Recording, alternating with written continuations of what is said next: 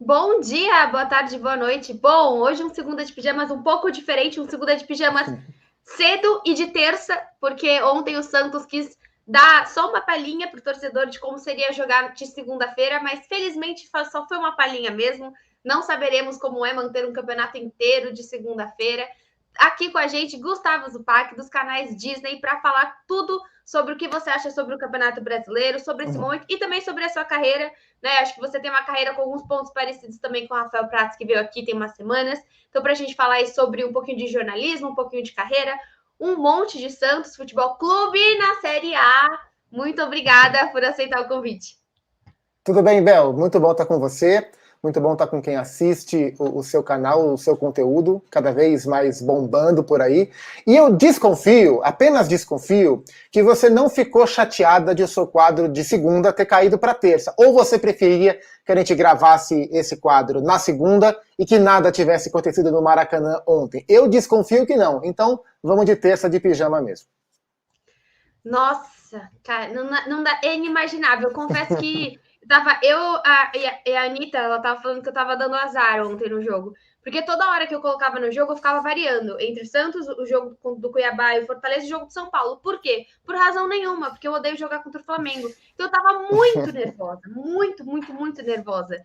Então, cara, eu acho que é bom assim. Eu sei que hoje a gente tem vários, quase todos os lugares vão estar falando como que o Flamengo perdeu e não como o Santos ganhou, porque é complicado quando se trata de Flamengo e da massa, né, dessa grande torcida. Mas, nossa, eu queria aqui também para você, né, como jornalista, se você falasse R$ 100, você não ia apostar nem a pau em 1-0 fora de casa do Santos, eu tenho certeza que você também ia apostar numa vitória do Flamengo.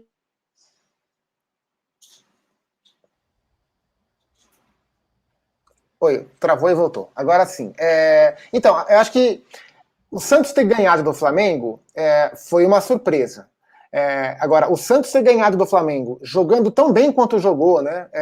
Muito bem organizado, conseguindo agredir o Flamengo como conseguiu, isso foi uma surpresa dupla, né? Então acho que foi uma vitória inesperada, foi uma qualidade de atuação, um rendimento ainda mais inesperado, mas eu acho que foi muito simbólico, né? Para fechar uma temporada que não foi boa, uma temporada que foi muito difícil, que vocês tiveram muito medo durante a temporada inteira, com razão, que o próprio Fábio Carille teve muitas dificuldades para chegar até esse ponto e conseguir fazer o time jogar como jogou contra o Flamengo, não foi o último jogo, é o penúltimo jogo, mas essa vitória representa um fechamento mais saudável para o Santos, né? E lembrando os momentos em que esse time conseguiu entregar mais em termos de suor, em termos de entrega mesmo, né? Alguns jogos foram tão abaixo nesse sentido, contra o Santos, contra o Palmeiras, contra o Corinthians, dois clássicos recentes que não deixaram boa imagem.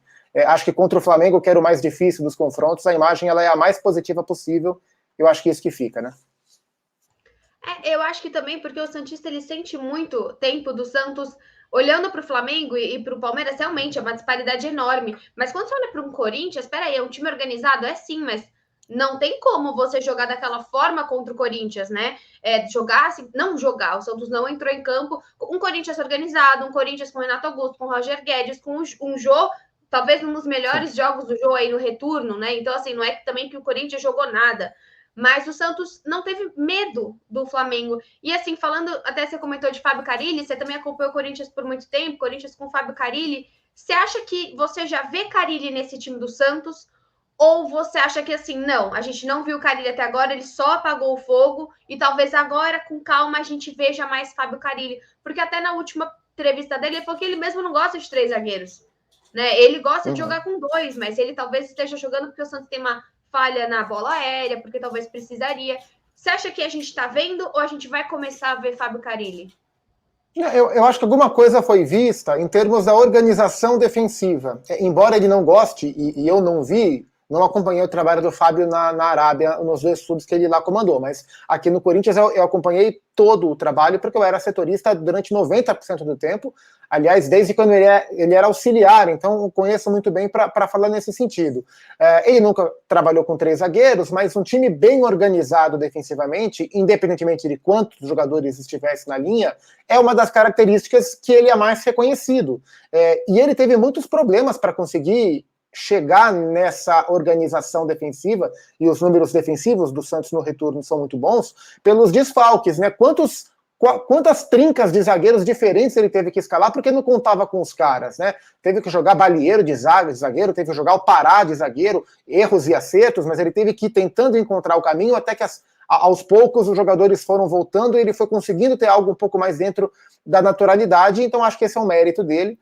Quanto a mostrar exatamente o que ele é capaz de fazer, quando ele foi contratado pelo Santos, eu achei até uma oportunidade interessante de ele se mostrar mais, né? Porque quando, na época de Corinthians principalmente, quando ele volta em 19, e ele era sempre perguntado se ele vai ser capaz de fazer um time parecido com aquele de 17, que ganhou tudo, né, mas que era um time teoricamente mais defensivo, ele sempre refutava, falava, não, eu não quero ser lembrado como um técnico defensivo só, eu quero ser lembrado como um técnico com outras características. E ele é um técnico novo no mercado, né? Ele tem 4, 5 temporadas no máximo, então acho que ele ainda pode buscar, e o Santos é um dos lugares que mais oferece essa possibilidade, de mostrar uma outra cara, né? De tentar desenvolver algum outro tipo de perfil de jogo, de DNA.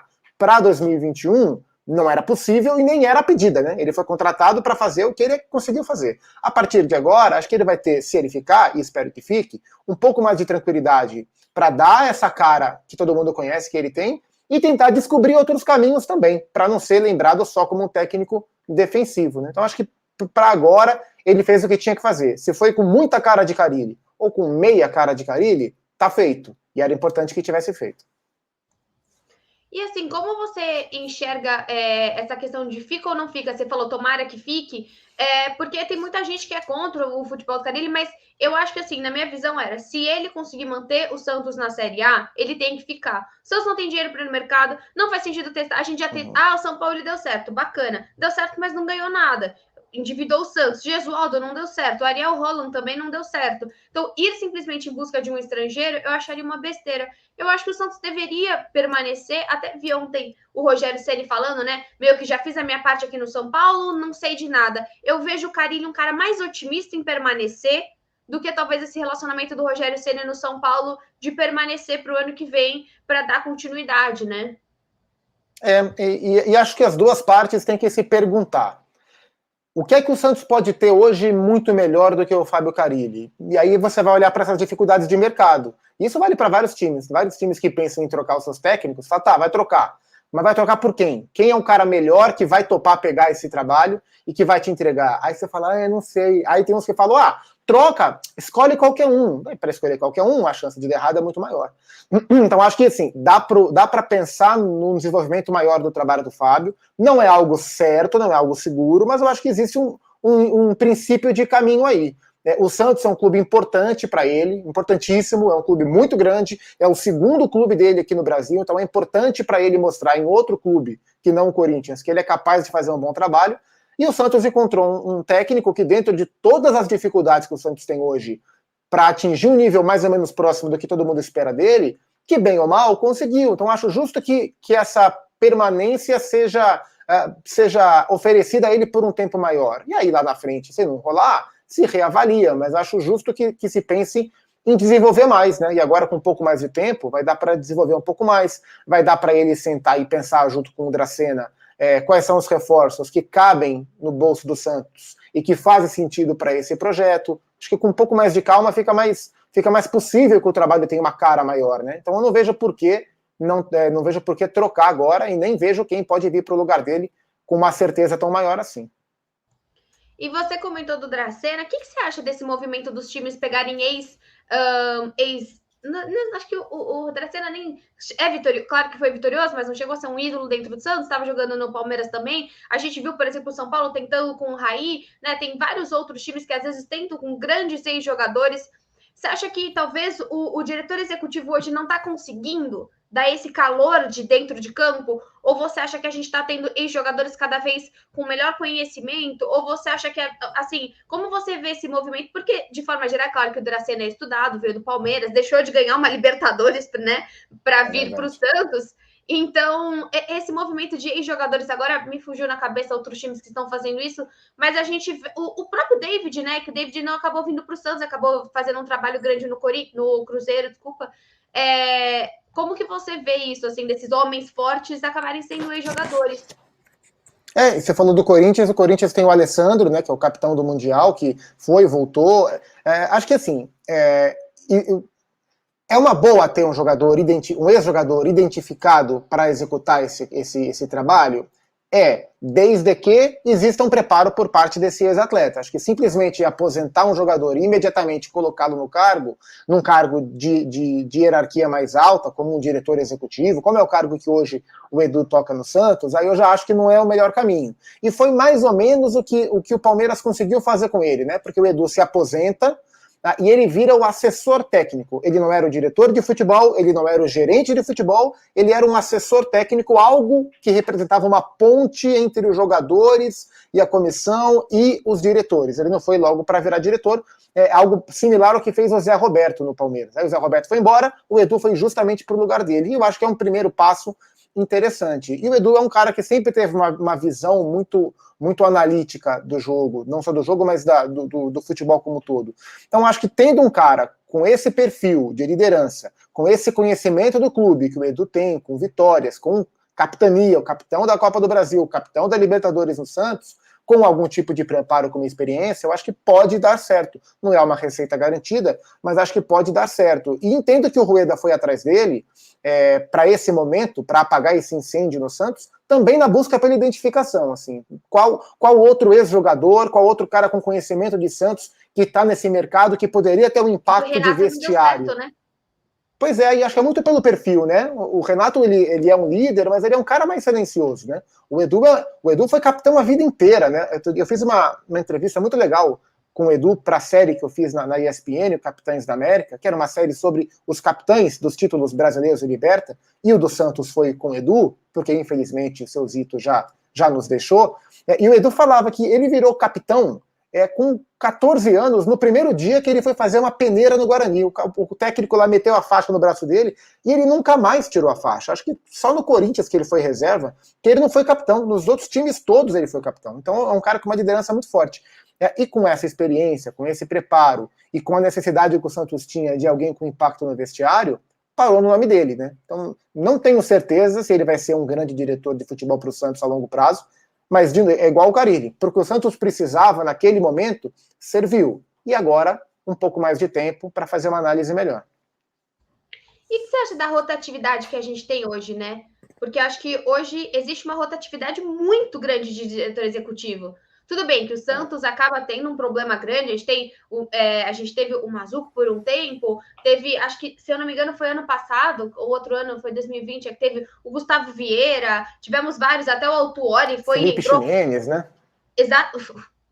O Ximenes entrou, e assim, acho que, se eu não me engano, o Mazuco agora foi para o esporte. Essa rotatividade de diretor de futebol, você acha que falta qualificação? Falta também o time, eu acho que também a torcida está cada vez mais sabendo os nomes, né? Antes a gente não tinha esse conhecimento do diretor de futebol. E hoje você não culpa tudo o Rueda. Você fala, peraí, eu acho que a culpa não é tanto para o presidente aqui. Vamos ver quem está lidando com a parte de futebol? Tanto que o Jorge Andrade também saiu, tanto que teve várias peças dentro do Santos.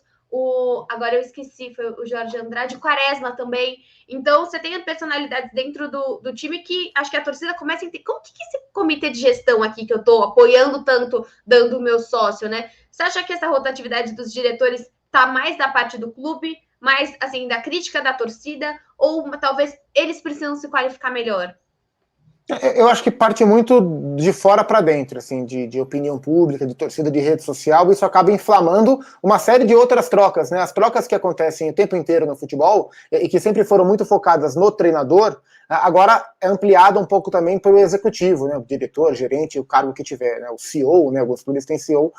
E acho que vai muito do conhecimento, né? Cada vez o público, o torcedor, ele tá querendo conhecer mais das figuras que fazem parte do dia a dia do clube dele, mas aí eu acho um ponto, e isso eu já ouvi de alguns diretores de futebol, de supervalorizar essa figura e de colocar na conta dessa figura todos os erros e acertos de contratações, como se o trabalho do diretor fosse só contratar.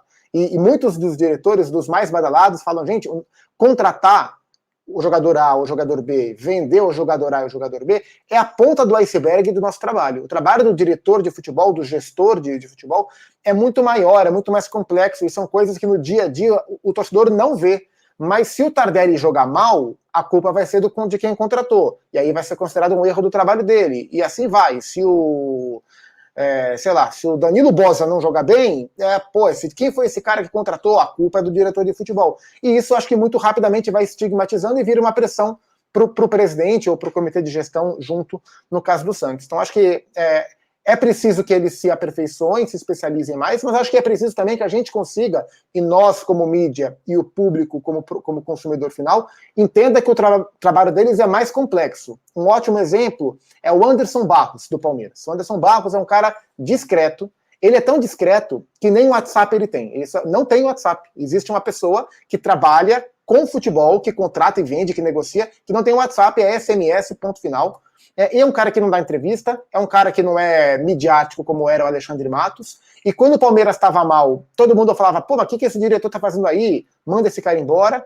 E quando o Palmeiras foi campeão, o Abel Ferreira falou que nunca na vida trabalhou com um diretor de futebol tão bom quanto o Anderson Barros. Porque o trabalho do diretor é muito mais que contratar e vender. O Palmeiras não contratou e não vendeu ninguém esse ano praticamente. E o diretor fez um ótimo trabalho. Acho que a gente tem que tentar entender também a complexidade desse trabalho, mais do que só cobrar ou não cobrar, ou transformar o cara num mito, ou transformar o cara num lixo, porque o reforço que ele contratou deu certo ou não. E agora, só voltando, assim, nos primeiros assuntos que você comentou, você falou que você era setorista do Corinthians, né? E como que funciona essa cabeça de, peraí, sei lá, tantos anos atrás você era setorista, agora simplesmente você fala de 74 times. Então, assim, como que essa mudança? Porque na ESPN você vai de chinês a português, a Premier League, a vários outros times também, La Liga, né? Até falando um pouco mais da sua carreira, como funciona uma pessoa que por tanto tempo você sabe tudo sobre o Carille, e aí você para de saber tudo e você tem que saber um pouco assim, vai saber absolutamente tudo de uma coisa, você tem que saber um pouquinho de muito mais coisa. Assim, como que foi essa mudança para você? É uma mudança grande, né? Você deixa de ser um especialista em algo para ser um generalista, né? E tem gente que consegue, dentro dessa função que eu estou hoje, ser especialista, né? Temos aí o comentarista que é o especialista em Premier League, o comentarista que é o especialista em Série A, campeonato italiano, ou mesmo de futebol brasileiro. Mas é uma mudança. O que eu sempre tento levar para mim, para o meu dia a dia hoje, e que eu tenho convicção de que os meus 13 anos como setorista me deram, é essa visão de como as coisas acontecem lá dentro, de saber como que é o dia a dia de um jogador, como as coisas funcionam dentro de um departamento de futebol, de tentar olhar para esses aspectos na hora de emitir opinião, na hora de conseguir olhar para tudo, e não só simplesmente, eu acho que esse jogador agiu assim porque é assim. E tentar lembrar como é que era no dia a dia, como é que é essa relação, como é que de fato as coisas funcionam, porque nós que estivemos, até eu acho que hoje, até pela pandemia, tal, os clubes são todos mais fechados e o dia a dia do setorista é diferente. Ele vê menos coisa, ele pode apurar muito mais, mas ele vê menos coisas. Eu ainda peguei uma fase que eu vi muita coisa, e isso me ajuda a formar a minha opinião, a conhecer melhor como é que essa roda gira. Mas é bastante diferente, assim. Tem hora que eu sinto falta de saber um pouco mais, de encontrar as pessoas, de conversar com os caras, que é quando você conhece o clube, inclusive quando você faz as suas fontes. É encontrando o diretor de futebol nos jogos, é conversando com segurança numa viagem, é sabendo como tal jogador age quando tá ganhando, quando tá perdendo, de olhar no semblante do cara, de ver como é que ele se comporta com os companheiros, né? Isso eu sinto muita falta. E se eu tivesse isso mais e sempre, com certeza eu teria muito mais e melhor base para emitir as minhas opiniões. Como você vê essa blindagem hoje, né? Porque eu acho que é o que você está falando. Hoje praticamente ninguém abre treino, né? Uma ou outra pessoa começou a fechar e basicamente hoje os treinos são fechados. Aí embarcou numa pandemia que obviamente você não teria imprensa, e até para você, né? Acho que tô fazendo igual vocês fazem, duas perguntas em uma. E aí você não vai lembrar da primeira, eu vou ter que repetir, porque é assim que as coisas acontecem. É assim. Mas como foi essa cobertura em pandemia, né? E como você vê essa blindagem hoje? Porque eu acho que hoje um jogador de futebol tem uma blindagem muito maior para você conseguir falar com ele. Aqui no canal, eu sempre agradeço ao Vitor dos Anjos, que é o assessor do Santos, mas não existe mais eu simplesmente, como se eu pudesse, né, mandar um SMS para o Marinho. Mas assim, como se não tem mais isso, né? E hoje, até essa distância que você tem no próprio treino. Eu lembro na ESPN, quando a Gabi Moreira fez aquela matéria sobre o drone do Renato Gaúcho, que ele estava assistindo os outros jogos, porque virou uma grande questão, né? Você fechar e aí você fala, bom, como que o jornalista vai ter a opinião dele se eu não estou dando imagem? Eu não tô, né? É, Não é. tô ajudando. Esse é um dilema, porque é um dilema entre aquilo que o jornalista gostaria de ter acesso, até para fazer melhor o trabalho, aquilo que nós entendemos que é melhor para o público, né? Quanto mais informação o público tiver, melhor, e aquilo que é de interesse do clube. E o clube, eu sinceramente acho, embora seja muito mais fácil ser corporativista e falar que é um absurdo os treinos todos serem fechados, eu sou uma pessoa que sempre busco enxergar o outro lado. E eu sempre busquei enxergar o lado do clube também. E eu entendo que para o clube é muitas vezes mais interessante fechar, para o clube poder trabalhar o que ele quer trabalhar, poder trabalhar com a privacidade que ele quer trabalhar, se proteger de eventualmente algum trabalho ruim que a gente possa fazer, né? Porque você bota lá 20 setoristas, 10 setoristas dentro do clube, você pode ter 7 que vão olhar direitinho o que está acontecendo, 3 que vão olhar de maneira totalmente equivocada e passar um olhar totalmente equivocado. Então, acho que o clube se protege. Não acho que fechar seja o melhor caminho para sempre, mas eu entendo porque os clubes gostam. E os jogadores gostam também porque eles se sentem muito mais confortáveis para errar no treino, por exemplo, para xingar o companheiro no treino, para o técnico reclamar o que ele quiser reclamar no campo, e acho que é direito deles, e ninguém ouvir e fazer 1000 interpretações sobre. Mas claro que para o nosso trabalho é ruim. E já estava no movimento de começar a fechar. Não fechar totalmente, mas fechar em comparação com o que era lá atrás. Aí veio a pandemia e obrigou todo mundo a fechar. E aí os clubes se sentiram no mais perfeito conforto de não abrir mais, né? Acho que o Ceará é o único, talvez, clube de Série A que abriu. É um trabalho muito legal. O Bruno Reis, que é o gerente de comunicação do Ceará, trabalhou comigo no Esporte Interativo e é um cara com uma visão muito legal. E o Ceará foi aos poucos nos protocolos, tal, abrindo entrevista coletiva. Acho que treino tem alguma coisa aberta também. Dizem que no ano que vem os clubes de São Paulo vão voltar a abrir um pouquinho, mas eu acho que vai ser só um pouquinho. Assim, a relação do setorista com o clube mudou radicalmente. Acho que hoje, mais do que nunca, é a apuração no WhatsApp, muito mais do que o olho no olho. Até pela parte da própria coletiva de imprensa, né? É diferente. Nossa, é horrível, né? Coletiva de imprensa, até estou falando que eu participei da última, mas coletiva de imprensa, assim, no Zoom, né? Poxa, você não tem aquele feeling da coletiva de imprensa, né? Deve ser muito maluco. Você que estava acostumado a ir, correr depois do jogo, vai para a coletiva. Agora não, é pelo Zoom. Embora a gente esteja se vendo aqui, né, Bel, mas o olho no olho faz muita diferença. Entrevista presencial é muito melhor do que entrevista online. E ainda assim, em alguns clubes, a maneira de fazer é diferente, né? O setorista manda a pergunta ou via texto e o assessor faz para o técnico, ou via áudio, e o técnico ouve o áudio e depois responde, e isso é muito ruim. Especialmente quando você manda via texto, porque o cara pode ler com outra entonação, né? Outra interpretação, enfim. E é ruim porque a longo prazo, assim, as relações profissionais, mais do que pessoais, profissionais, se constroem pelo conhecimento. Então, eu sentar todo fim de jogo na sala de imprensa da Vila Belmiro e fazer uma pergunta para o Fábio Carilli, daqui a 1 mês, 2 meses, ele já vai saber mais ou menos o que esperar de mim, já vai entender uma pergunta mais dura que eu faça, né? Ai, do que brincava sempre, era o Renato, brincava sempre com o Cícero Melo. Não sei se era o Renato que o Cícero dormiu uma vez, pegaram um frame que o Cícero tinha acabado de encostar a cabeça, e aí o Cícero, por ter ficado por muito tempo, acho que, não sei se era o Renato, eu não sei se era essa relação. Renato e Cícero, uma relação de amor, Era demais. Legal, né? Porque você já pega o filho e você fala, putz, lá vem você de novo, você sempre pergunta sobre tal coisa, né? Isso é legal, exato, porque tem uma rotatividade e acaba saindo um pouco do profissional e criando mínimas relações humanas, né? E evita que alguma coisa seja mal interpretada também. Às vezes uma pergunta mais dura que você quer fazer e que tem que ser feita, ela é interpretada de maneira mais correta.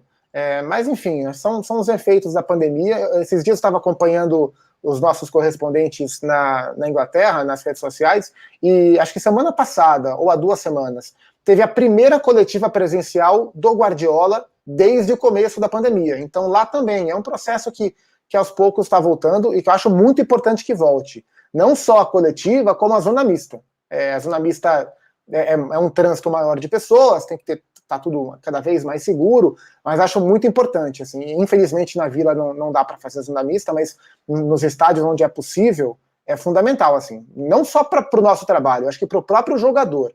Acho que para o próprio jogador é importante ele conseguir falar mais, se acostumar com as perguntas novamente, enfim, acho que é um processo importante. Teve um jogo do Santos, que o Santos perdeu de 2, acho que foi 2-0 contra o Juventude, e ficou muito feio, além do jogo foi terrível, que foi o Velasquez que deu entrevista. E depois a torcida caiu em cima. Pô, cadê Marinho? Cadê Felipe Jonathan? Cadê João Paulo? Cadê esses caras? Porque não é o Velasquez que tem que dar entrevista, né? E aí depois disso, os jogadores, acho que eles sentiram também que, pô, não são só 3 palavrinhas no final do jogo. É algo que o torcedor tá esperando, que você possa tá totalmente com medo e você tem que transparecer alguma vontade que no próxima partida você vai mudar. E foi o Carille trouxe isso, né? Falou, cara, eu cheguei nesse Santos, tava todo mundo de cabeça baixa, tava todo mundo com um psicológico super abalado. Então, acho que é isso que você traz de mostrar, acostumar também o jogador que, infelizmente, o trabalho dele não é só dentro de campo, né? Ele vai ter que sair, ele vai ter que conversar, ele vai ter que dar entrevista, e é assim que deixa tudo mais natural, né?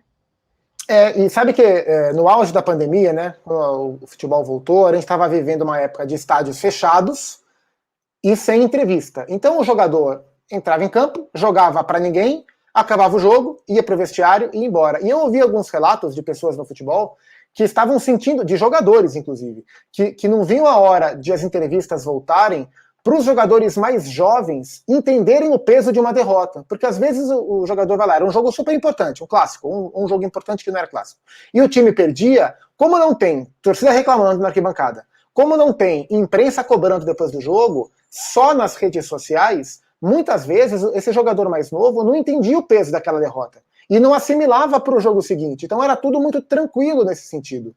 Por isso que eu acho importante a volta da zona mista também, para aqueles jogadores que são menos focados, menos ligados na importância do dia a dia, terem um choque de realidade. Claro que dentro, evidentemente, do limite. Mas para sentir a importância de uma derrota, principalmente, para que ela seja bem assimilada, para que ela doa, para que na próxima partida todo mundo tenha consciência do que tem que melhorar. Isso eu ouvi de gente de dentro dos clubes, que era importante. Vamos ver se vai voltar, né?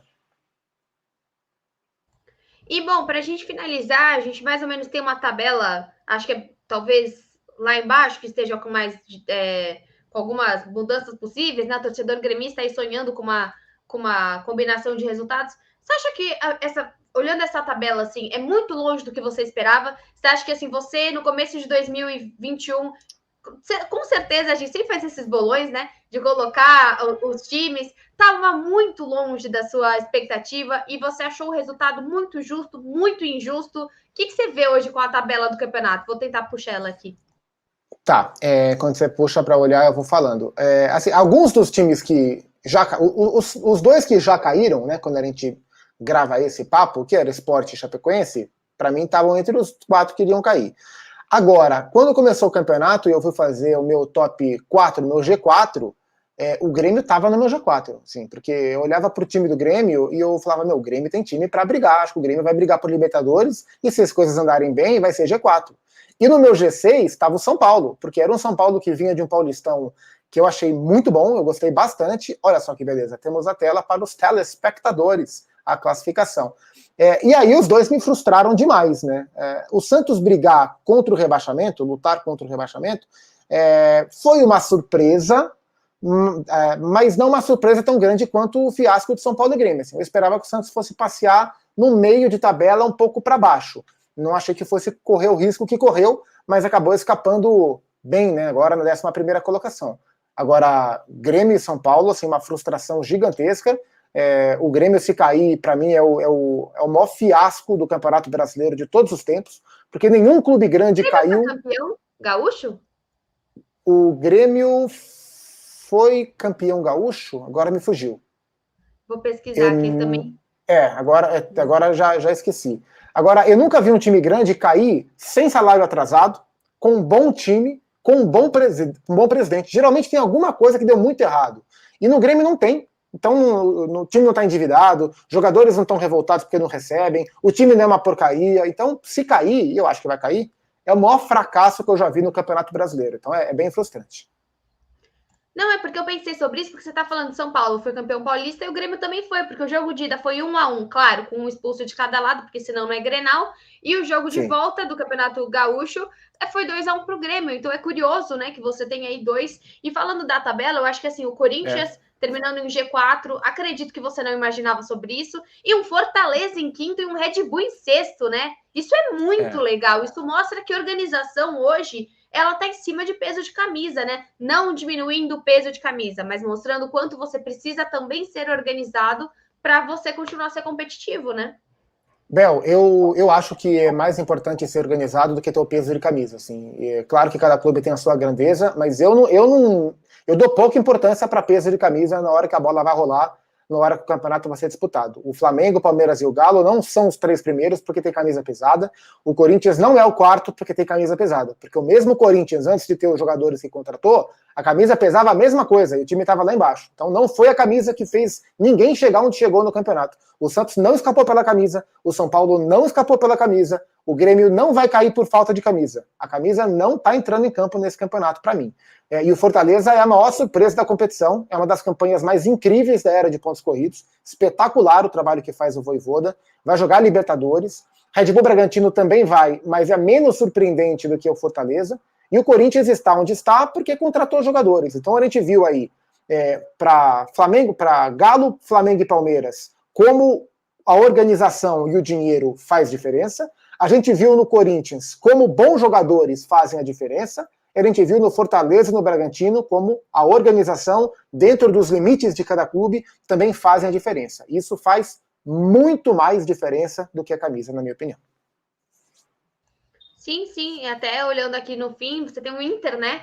O Inter fazendo uma baita de um bom primeiro turno, né? Acho que um dos piores retornos aí é o do Internacional. E até falando de retorno, o Santos acho que foi um comentário do PVC semana passada, o Santos era a terceira defesa menos vazada. Ah, continua, né? Não tomamos gol. Então a gente tinha tomado, acho que eram 14 gols em 17 partidas. E a gente era a terceira defesa menos vazada. Quando você pensa que você foi o mesmo time que tomou 3 do Galo, né? Você tem, acho que era o Flamengo, acho que era o Palmeiras e o Galo na frente do Santos. Pô, isso é muito legal, você vê que acaba sendo mesmo o trabalho do Carille, né? Sem dúvida, sem dúvida. E a camisa do Santos, ela era a mesma, quando era o Diniz, quando era o Carille, quando era o Ariel Rolando no começo do ano, enfim. E é uma questão de organização, houve um encaixe maior. E você falou aí do Inter, com esse tanto de vaga, todo mundo tem vaga para a Libertadores. O Inter tem um bom time. Vai conseguir ficar fora da Libertadores, é assim, uma campanha trágica do Internacional no campeonato, vendo o América, o Ceará brigando por Libertadores e o Inter ficando fora, é bem frustrante. Até o Inter que teve jogos muito bons, né, contra o São Paulo, acho que foi esse ano, né, foi 4-0, 4-1, uma coisa assim. Fez 4 no Flamengo dentro do Maracanã, com o Yuri Alberto arrebentando. Yuri Alberto, saudades? Eu acho que não sei. O Santos testou, não é uma coisa que eu falo assim, putz, o Santos não testou. Testou, não deu certo, fico muito feliz que esteja dando certo em outro lugar. Não é aquela coisa que você fala, putz, foi o erro do Santos. Ele também não estava mais afim do Santos e que faça do jogo. Bom futebol em qualquer outro lugar. Mas, bom, acho que é isso. Nossa, 33 minutos já. Desculpa, eu falei que ia ser 20 e pouquinhos. Mas eu só quero te agradecer muito, muito por tudo. Assim, acho que não só aqui falando de futebol, mas também toda a parceria, toda a motivação que vocês sempre me dão aqui no canal, em todos os âmbitos aí da minha vida profissional e até pessoal também. Então, muito obrigada. Obrigada por aceitar. E que você... Aliás, quinta-feira, todos os jogos ao mesmo tempo, né? Teremos Sport Center depois? Quinta-feira teremos o jogo. Eu nem vi que horas que é a rodada na quinta-feira. 9h30 todos os jogos. Então o Sport Center fará pré-jogo, né? O programa é das 8 às 10, né? Então até umas 9 e pouco a gente vai esquentar um pré-jogo da última rodada. E aí depois dos jogos, eu não vi a grade, mas deve ter uma linha de passe para fechar o Campeonato Brasileiro. E aí domingo já tem final de Copa do Brasil, né? Então a gente não para e depois tem os campeonatos europeus rolando. Então a gente vai tocando. Toda noite estamos lá no Sport Center colocando a carequinha para jogo. Então é isso. Muito, muito, muito obrigada, Zupac. E vejo vocês aí no próximo Segunda de Pijamas. Valeu, Bel. Eu que agradeço. Sucesso para você sempre. Conte comigo sempre. A gente se vê numa próxima.